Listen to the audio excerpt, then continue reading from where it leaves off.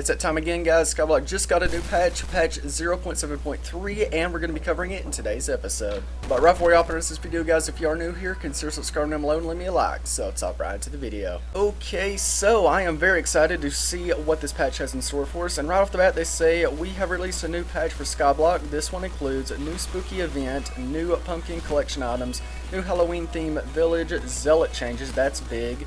Involve improvements to Colosseum PvP, that's just needs to be fixed because the PvP in there is just trash right now. They added a new shop called the Bartender, new music, and a few general changes. After reading that, the few little things that catch my eye are going to be the Zealot Changes and the improvements to Colosseum PvP, because right now the PvP in the Colosseum is just whoever hits each other first, it's going to be a one-shot kill. So moving on to the spooky event section, one of the goals of Skyblock is to be filled with multiple events happening every day. Today we are releasing the second event, the Spooky Festival. I do realize I'm recording this a day late, so the events have already happened. So moving on from that, a Skyblock year is approximately 5 days and 3 hours, so that all events can rotate a bit every year to ensure every time zone has access to them at some point. So I just threw in another little special event to mix it up a little so different time zones can get special bonuses from their little events. The Spooky Festival lasts for 1 hour, during of which every monster on public islands will drop either green and purple candies. The Fearmongerer is a new NPC that appears for 3 hours, 1 hour before and after the event, and is located in the village where the baker usually stands. Also, the top 5,000 players can get the most candies during the event will get reward. Green candies count for 1 point and purple candies count for 5 points. Higher level monsters have a better chance to drop purple candies. The baker sells a new item, the New Year Cake Bag, for 250k coins. This bag can hold up to 27 of your New Year cakes and gives plus 1 HP for every unique cake stored inside. Okay, so it's kind of like Fairy Souls. It's just another thing to go collect and give you a small little stat boost. Moving on from that, we got new Pumpkin Collection items. The Pumpkin Collection has 2 new items. The Training Dummy, unlocked at Pumpkin Collection 5. Okay, I thought this was already in the game. I swore the Train Dummy is already in the game, or I've seen it somewhere. So maybe they just moved it to a different collection, I don't really know. So a Train Dummy, not that impressive, but the next thing they added, the Farming Boots. These are amazing. Unlocked at Pumpkin Collection 9. Similar to the Lantern Helmet, those boots scale with your farming level, and the higher it is, the more speed it gives you, useful when farming.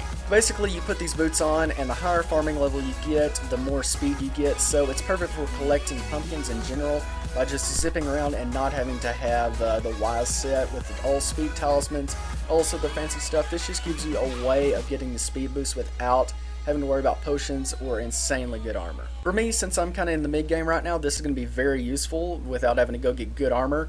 And in my next video, I'm going to 100% craft these. And then it shows right here the village has decided to decorate their houses during the spooky event. So basically everything's going to be just spooky now. And here we go, the highlight of this patch, Zealot Changes. The second balancing thread received a lot of positive feedback, so we decided to change the Zealots accordingly. Added portal frames again in the hands of the special Zealots, which they had in the beginning when they added the end. Then they took away the portal frames and now they're adding them back. Zealots with portal frames are weaker, they deal less damage and have less health than regular ones. And before, if I'm not mistaken, the ones with portal frames had double health or double defense or something like that. They were a lot stronger. Instead of Zealots having a small chance of being special when players kill them, they have a small chance of spawning a portal frame Zealot close to them. Okay, so that's a big change. Instead of going around just killing Zealots all the time and hoping one spawns that you kill, they'll actually spawn around you now. I think that's what they're getting at. When a player spawns a portal frame Zealot, they get notified with a strange sound and chat message.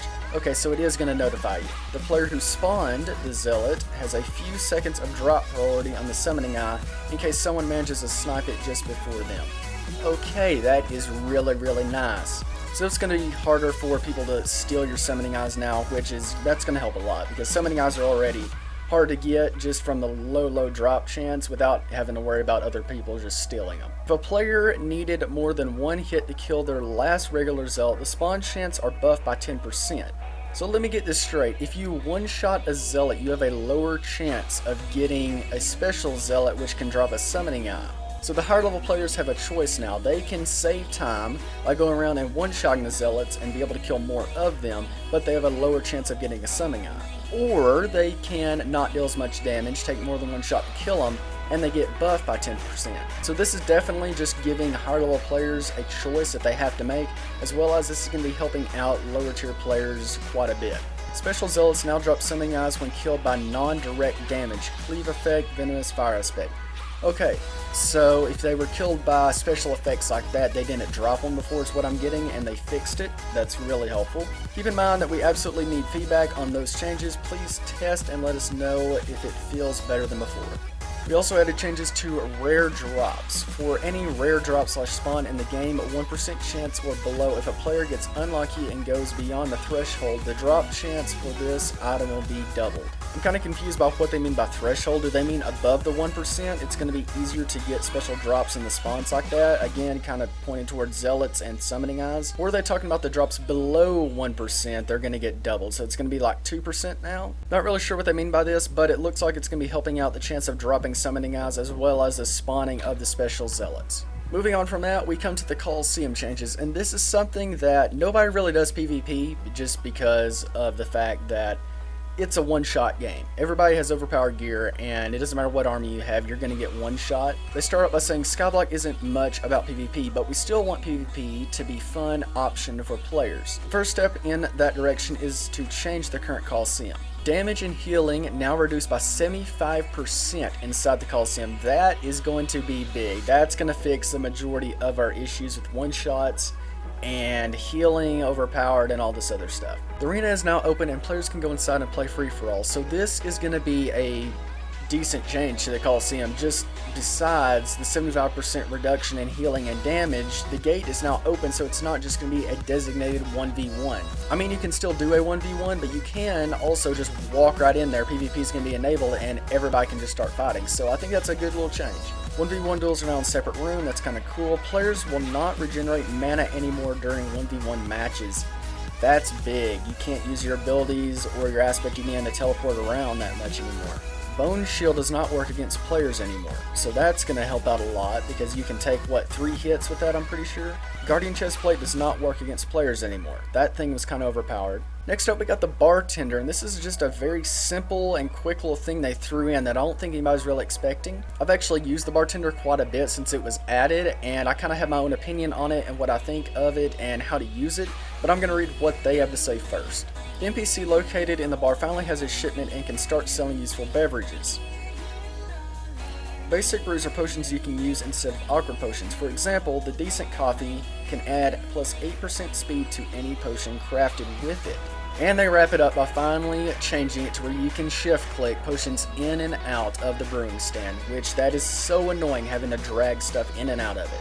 Another thing they need to change is where you can shift click things in and out of armor stands and the weapon racks and that sort of stuff. As you guys can see, it says right here, use this item in place of an awkward potion for certain potions. Adds plus 8% speed to that stat. This one in particular just so happens to add speed, but all of these have a few little different tweaks that they actually add to potions, and I think it's pretty cool. Skyblock has 3 new tunes that play in different locations of the map, so they added some new music and they gave links to the music themselves. And then they wrap up the patch by going over a few little general changes. Enchanted items can no longer be used to craft vanilla recipes. Watchers are now currently dropping arrows, which I did notice that when I was farming Zealots, that they were randomly dropping arrows now. Intimidation Talisman now works with spiders and blazes. That is so amazing. That is so helpful, because as you guys know, when I was trying to unlock the Fire Talisman, the blazes, they would not be scared by the Intimidation Talisman whatsoever. It had no effect on them, and it was so annoying going in to collect the blaze rods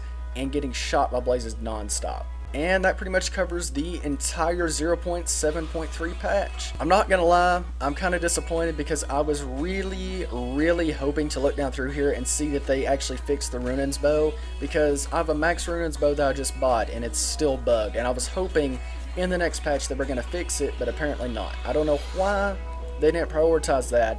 It's literally the best bow in the game that every high level player has, including YouTuber, which just kind of keeps the game fresh. You know, YouTubers, they do their thing to keep people interested, and they simply just didn't fix it, which is kind of annoying because the dragon fights is what high level players do all day long, and right now their bows just don't work.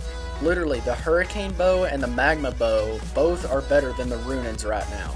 It's really annoying, and I'm really hoping they fix it in the next patch. And that's pretty much everything I have to cover today, guys. So let me know what you guys think of the new patch down below and what you want to see in the next patch. And overall, just let me know your feedback and kind of what you think. But that's going to do it for today's episode, guys. If you guys did enjoy, please like, comment, and subscribe down below. Hit the bell icon to survive whenever I upload, and I'll catch you guys in the next one.